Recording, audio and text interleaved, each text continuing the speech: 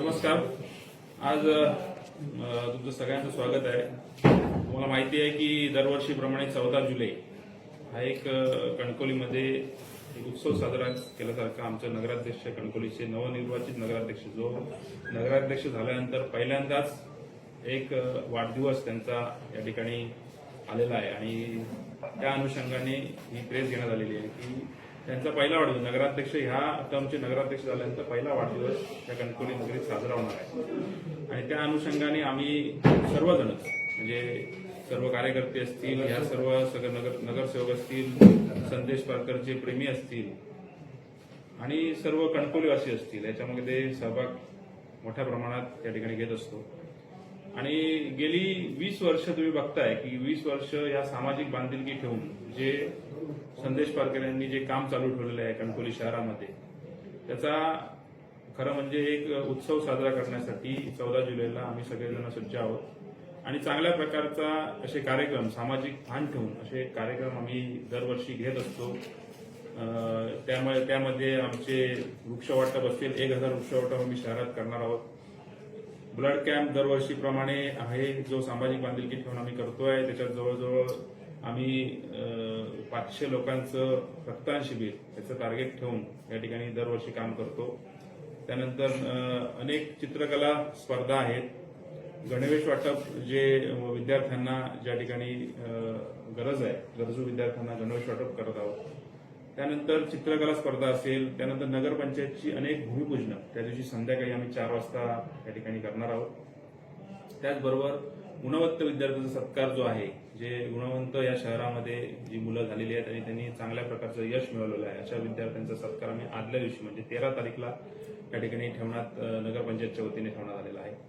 असे अनेक कार्यक्रम तुम्ही बघितलं असाल. ज्या 6 महिने ह्या नगराध्यक्ष पदावरती खुर्चीवर बसल्यानंतर संदेश पारकर यांना झालेले आहेत आणि 6 महिन्यात अनेक कामं या नगरपंचायतच्या माध्यमातून प्रशासकाच्या माध्यमातून आणि नगराध्यक्ष म्हणून आणि आमची टीम म्हणून आम्ही सर्वांनी पार केलेली आहे. स्वच्छ व सुंदर कणकवलीचा एक संकल्प घेऊन आणि आधुनिक कणकवली याचा संकल्प घेऊन आम्ही पुढे जात आहोत. त्यामध्ये अनेक कामं म्हणजे स्वच्छ सुंदर कणकवली करण्यासाठी तुम्ही बघितलं असाल की आम्ही धडक मोहीम सुद्धा हातात घेतलेली आहे आणि त्यावर लोकांची पण खूप प्रतिक्रिया आहे.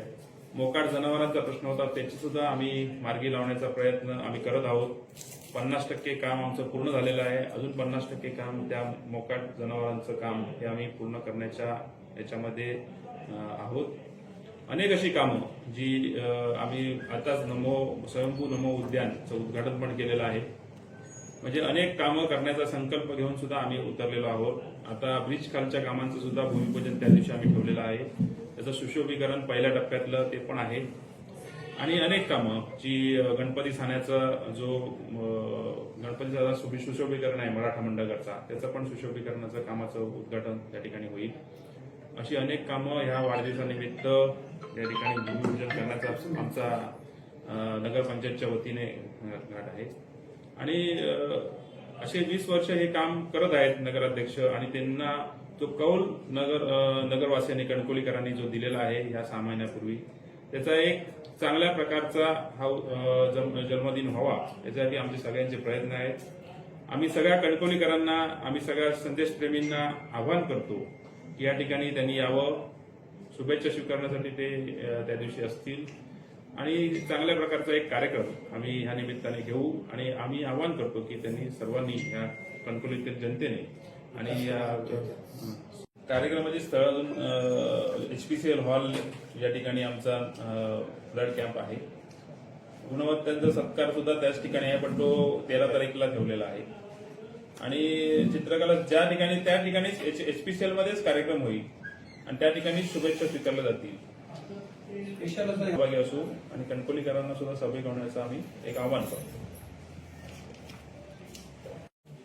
त्याच दिवशी HPCL यांच्या स्मरणार्थ या ठिकाणी होत आहे. माजी उपसरपंच यांच्या स्मरणार्थ हा दरवर्षी आम्ही ब्लड कॅम्प घेतो आणि त्यात त्यांचा एक आमचा संकल्प आहे की आमचे जास्तीत जास्त ब्लड डोनर आम्ही त्या ठिकाणी देतो आणि सिंधुदुर्गला सुद्धा त्याची गरज आहे. त्याच्यामुळे मोठ्या प्रमाणात हा रक्तदान शिबिर मोठ्या प्रमाणात होईल.